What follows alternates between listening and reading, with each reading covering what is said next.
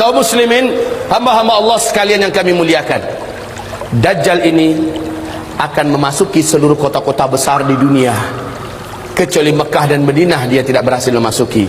Kedua kota ini, baik fisiknya tidak bisa masuk ke Mekah Madinah, baik ilmu kekuatan sihirnya dan magicnya tidak bisa masuk ke dalam Mekah dan Madinah. Makanya salah satu kata Nabi, kalau kamu ingin selamat, kamu dengar Dajjal sudah keluar, segeralah hijrah, larilah ke Mekah atau ke Madinah. Jika tidak mampu, ada 5 langkah lain yang diperintahkan Nabi agar selamat dari Dajjal la'natullah alaih.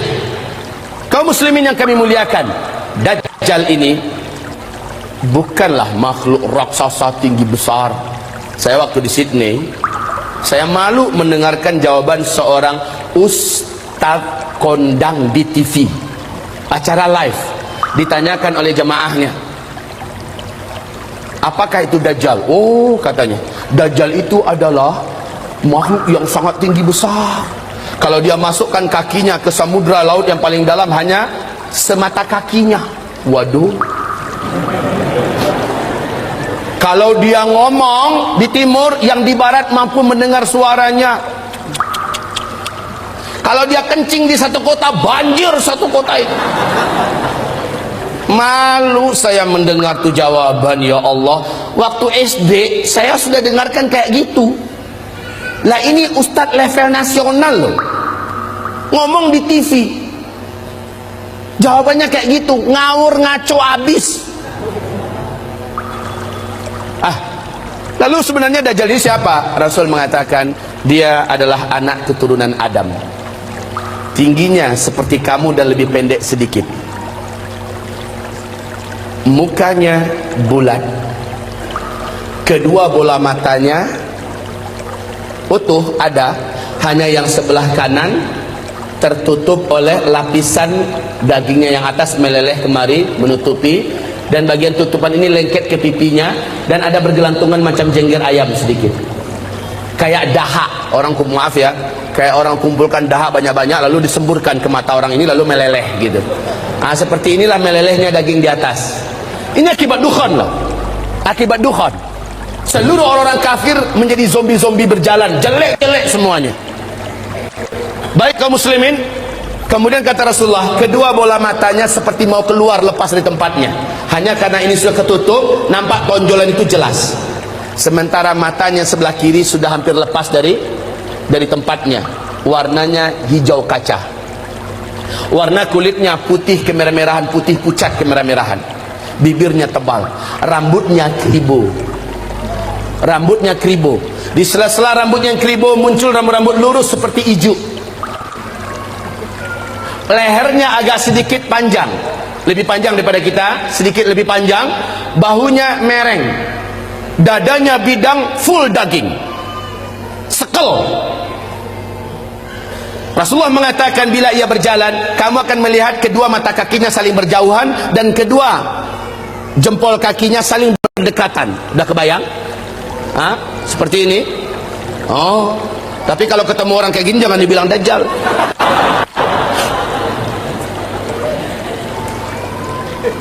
Orang biasa tapi jelek minta ampun, jelek habis.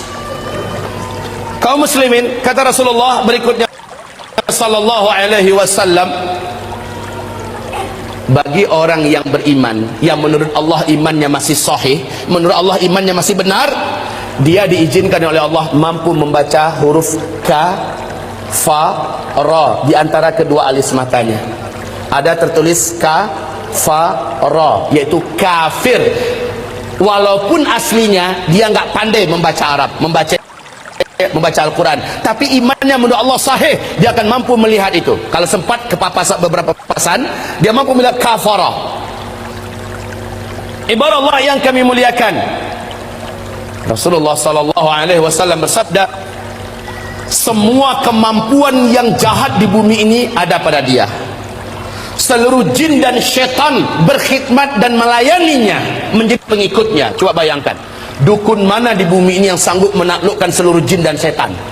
Sementara Dajjal dengan sukarela dan senang hati seluruh jin dan setan berkhidmat kepadanya dalam rangka, ya awas ya, di fase keempat ini adalah fase di mana setan jin dan setan manusia bersatu memperbanyak calon penghuni neraka. Di fase keempat ini, makanya ketika Dajjal muncul, ma baina khalqi Adam ila qiyamis sa'ah fitnatun akbar minad Dajjal. Sejak bumi ini Allah ciptakan, sejak Adam Allah ciptakan sampai hari kiamat, tidak ada fitnah yang lebih dahsyat, tidak ada fitnah yang lebih hebat, tidak ada fitnah yang lebih berat melebihi fitnahnya Dajjal. Maka berlindunglah kamu kepada Allah dari fitnah Masih Dajjal. Wallahi, kata Nabi, kalau saya hidup, saya yang akan membela kamu paling di depan. Tapi jika saya sudah tidak ada, setiap kamu harus bela dan jaga dirinya masing-masing. Dajjal memiliki kekuatan sihir yang tidak terbatas. Dajjal memiliki kemampuan dan hipnotis magic yang sangat-sangat berat, sehingga tidak ada yang mampu melawan Dajjal. Tidak ada.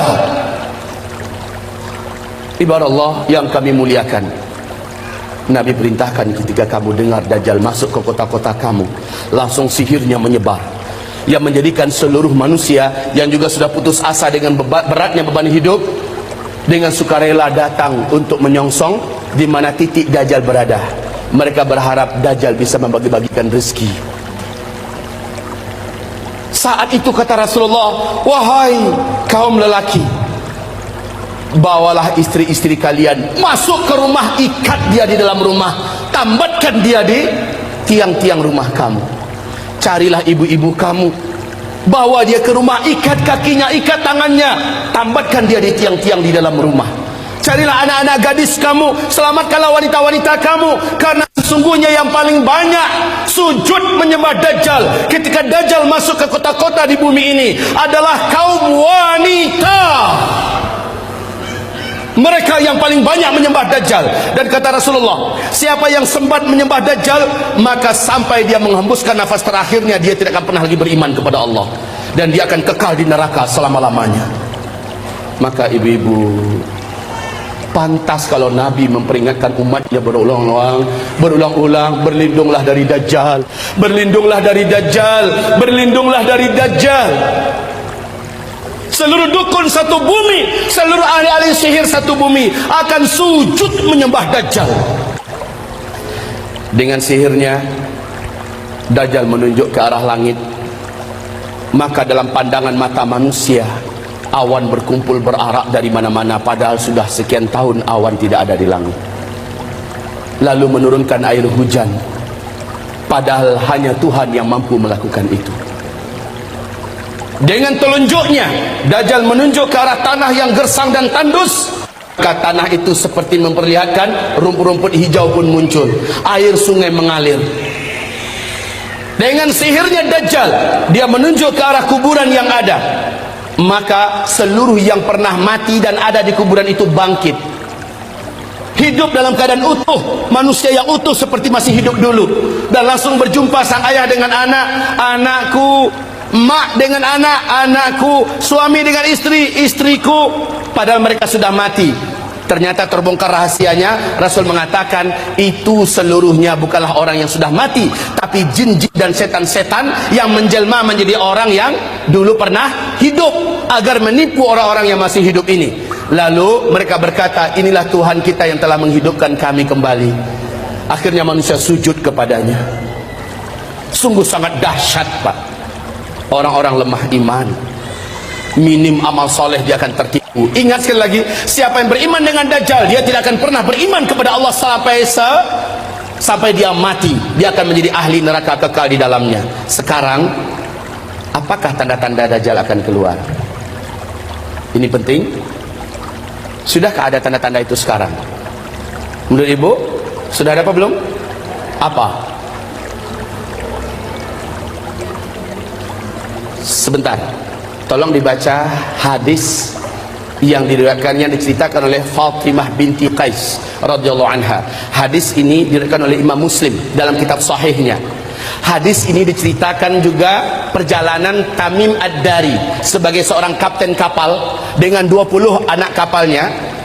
Mereka diombang-ambingkan oleh ombak laut yang sangat tinggi.